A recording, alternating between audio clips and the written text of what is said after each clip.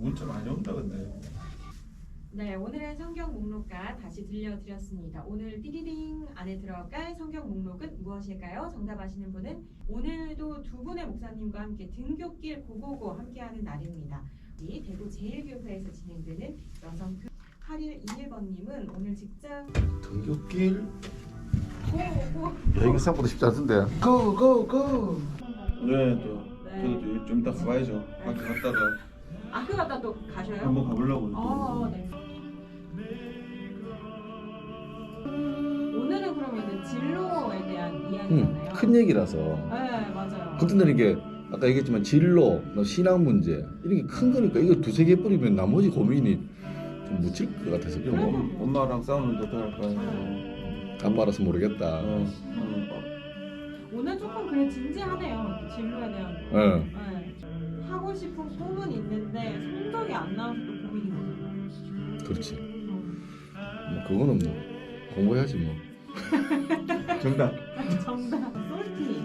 주님 내게 꿈을 주셨죠. 어린이 찬양 하나 넣어놨어요. 솔티 아는 사람도 옛날 사람이죠. 죄송해요. 저도 옛날 사람이어가지고.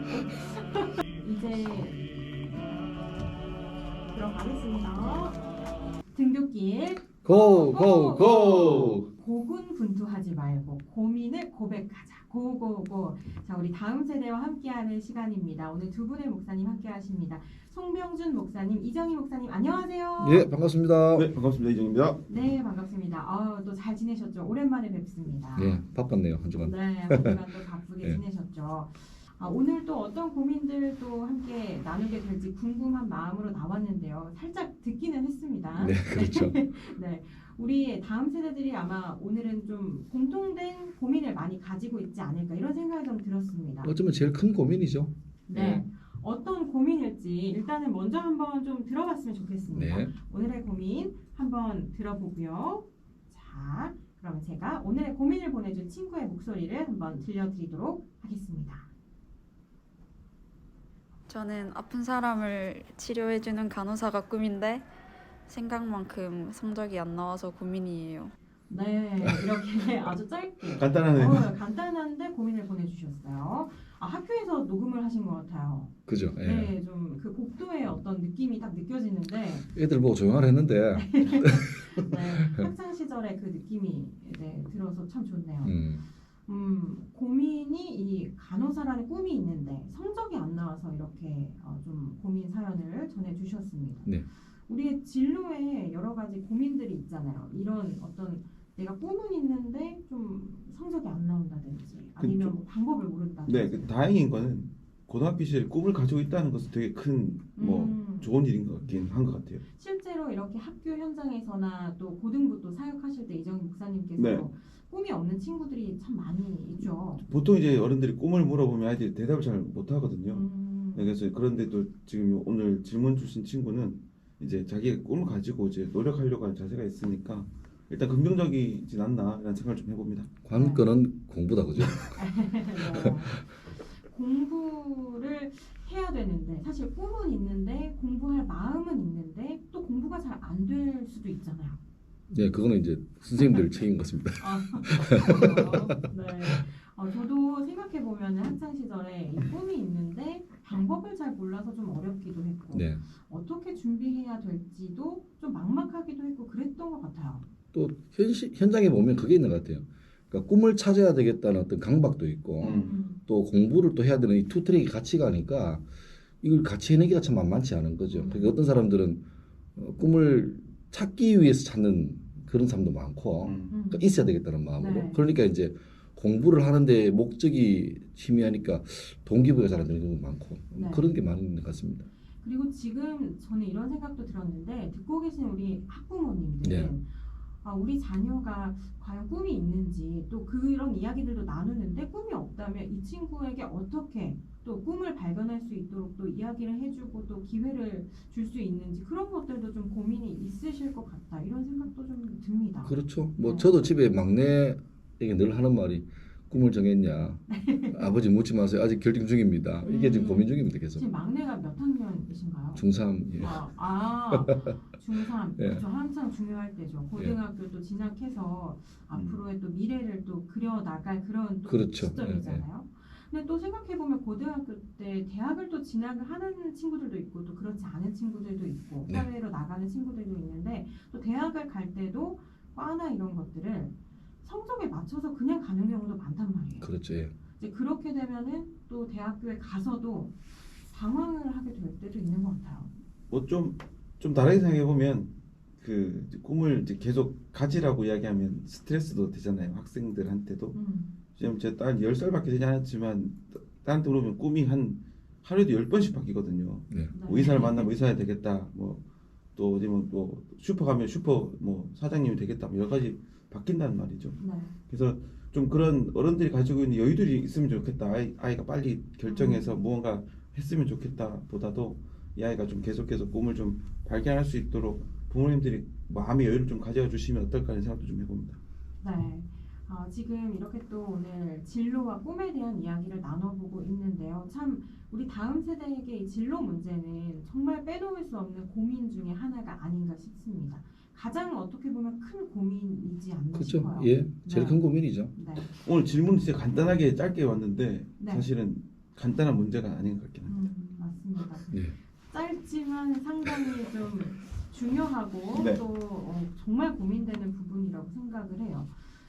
일단 중학교 말씀하신 것처럼 그 중학교 3학년 이런 친구들은 고등학교 진학하는 그 사이에도 더 미래를 바라보면서 또 어느 고등학교를 갈 것인가 이런 것도 고민을 하고요. 사실 중학교도 뭐 여기 이정희 목사님께서는 예고에 계시지만 네. 예술 중학교도 있잖아요, 사실. 요즘 생긴다고. 그렇죠? 예술도 그런 것도. 있다고 네. 하는데 그 전부터 사실 그렇게 미래를 준비하는 친구들도 하다 보면 또 고민이 있을 것 같아요. 예고에도 사실은 좀 고민이 많습니다. 이렇게 막 자기 전공을 정해서 온 친구들도 있는데 그 친구들도 이제 학교 다니다 보면 또 생각들이 바뀌게 되고 네. 변하게 돼서 또 그런 아이들이 또 많이 또 상담을 좀 하기도 하고 네. 불안해하기도 하거든요. 그런 경우에는 목사님께서 어떻게 또 조언을 해주시나요?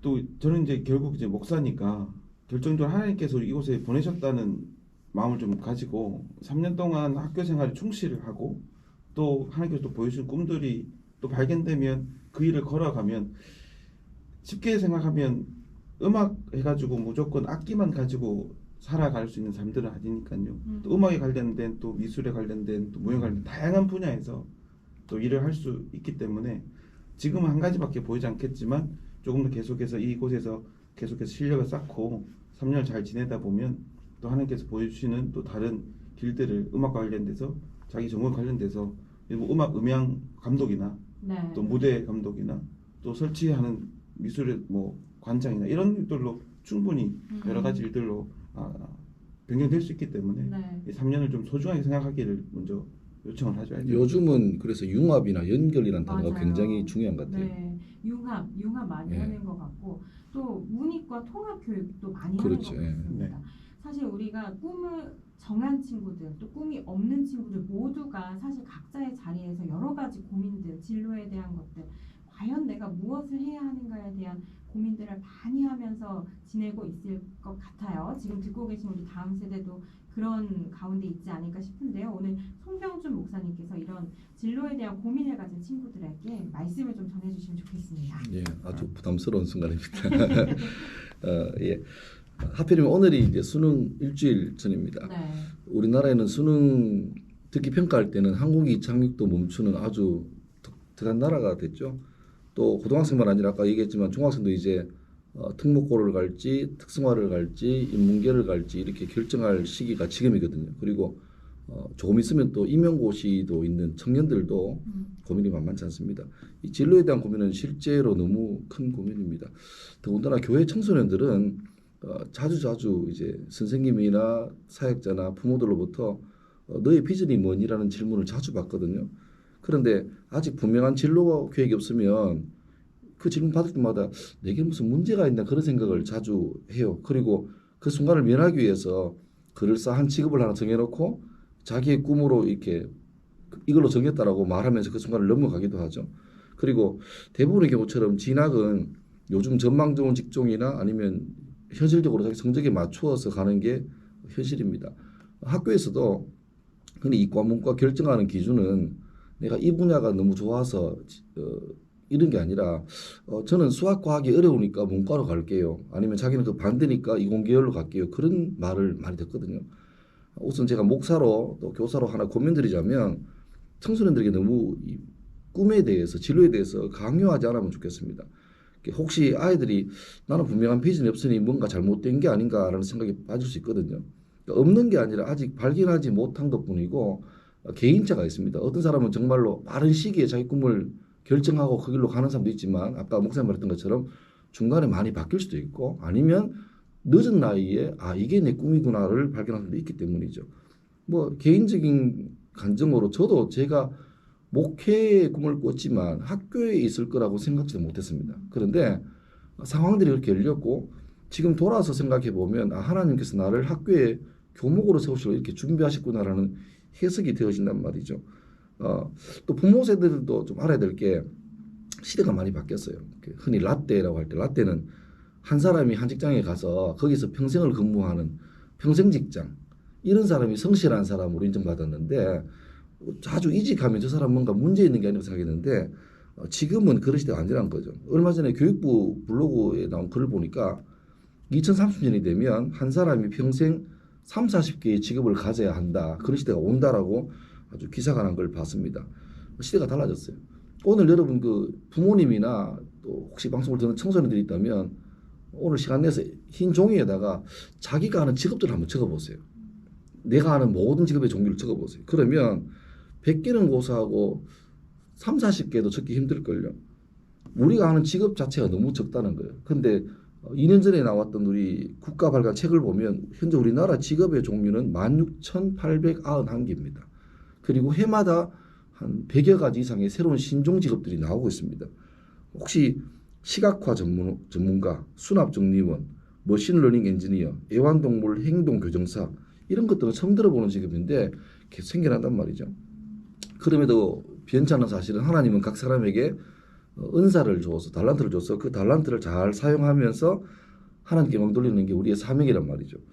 그리고 하나님은 우리가 싫어하는 것을 사명으로 주지 않았다는 사실을 알면 좋겠습니다. 하나님 내가 하면서 기뻐하고 내가 이걸 하면 다른 사람이 유익을 받고 결과적으로 하나님께서 영광을 받으시는 그 일을 우리에게 달란트로 줘놨습니다. 그러니까 내가 흥미있고 잘하고 또 하면서 보람 느끼는 게 뭔가 그게 자기의 진로, 적성, 은사라고 보면 거의 맞을 겁니다. 그러니 꿈이 없다고 조급해하지 말고 내가 참 심장이 뜨거워지는 게 뭔가를 아는 게 중요하고 돈을 많이 벌고 전망이 좋고 여부를 떠나서 내가 참 보람차다 생각하는 일이 뭔가를 찾아보고 또 이 과정에서 기도하면서 하나님 내 꿈을 알게 해달라고 그렇게 하는 게 제일 중요하죠. 물론 죄송한 말씀이지만 그 꿈을 이루기 위해서 공부하는 것도 절대 소홀히 하면 안 됩니다. 제가 마무리하면서 제가 좋아하는 말씀 하나 읽겠습니다. 빌립보서 4장 6절 7절인데 아무것도 염려하지 말고 다만 모든 일에 기도와 간구로 너희 구할 것을 감사함으로 하나님께 아뢰라. 그리하면 모든 지각에 뛰어난 하나님의 평강이 그리스도 예수 안에서 너희 마음과 생각을 지키시리라. 이 말씀 보면 하나님께서 우리의 직업을 지킨다는 말이 아니에요. 우리의 마음과 생각을 지킨대요. 중심을 지켜간대요. 그리고 하나님께서 모든 지각에 뛰어나신 분들이에요. 그러니까 내가 주님을 향한 올바른 마음과 태도를 잘 견지하고 있으면 하나님께서 기뻐하시는 길로 인도하신다. 문제는 내가 얼마나 순종하느냐에 따라서 빨리 그 길을 인도받든지 아니면 내 욕심 가지고 버티다가 뒤늦게 오는지 그 차이 같습니다. 아무쪼록 진로 때문에 고민 많은 청소년 청년들 힘내시고 하나님이 우리를 아시고 인도하신다는 사실을 믿고 그 믿음이 우리 이론이 아니라 여러분 삶 가운데 이루어지기를 주 이름으로 축원합니다. 아멘. 아멘.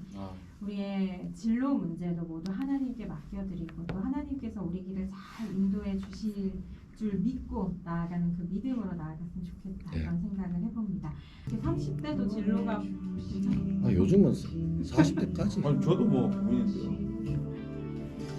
저도 되게 고민이 많아요. 제가 일하는 데 의자 부러뜨렸는데? 뭐 했노? 왜요? 아무것도 안 했는데 의자 부러졌어. 괜찮아요. 다음 주 고민은 이 목사 다이어트로 하자. 어떻게 하면 살 빼지 고민 좀 해야겠는데. 덜 먹어라. 이제 들어갈게요. 시간이 다 됐네요. 시간이 다 돼서 뭐 문자 사연을 더 소개하기는 쉽지 않겠지만요. 오늘 마음이 잔잔해진다고 자식으로서 부모의 역할에 대해서도 생각하게 되는 아침이라고 2231번님도 또 문자를 주셨습니다. 오늘 또 진로 문제 관련해서 또 목사님 말씀 두 분께서 또 나눠주셨고 송병준 목사님 또 메시지 전해주셨는데 덕분에 또 우리 다음 세대와 또 부모님들 좋은 시간이 된 것 같습니다. 네. 오늘 함께해 주셔서 감사합니다. 고맙습니다. 네, 오늘 마지막 찬양 올려드리면서 인사드립니다. 자, 성경 목록과 정답, 오늘 정답은 예레미야였습니다. 네, 저는 여기서 인사드리고요. 지금 극동방송을 듣게 하세요. 기적이 일어납니다. 우리는 지금 생명을 전하고 있습니다.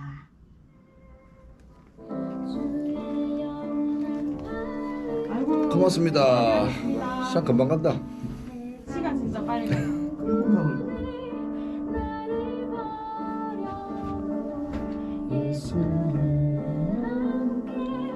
목사님 이정희 목사님께는 제가 아까 말씀 못 드렸는데 얘기했어. 하셨어요? 감사해요. 다음 주 수능 기도회. 아니요. 아닙니다. 네. 또 가짜 뉴스가 흘러간다. 가짜 뉴스네요 진짜. 감사합니다. 오늘도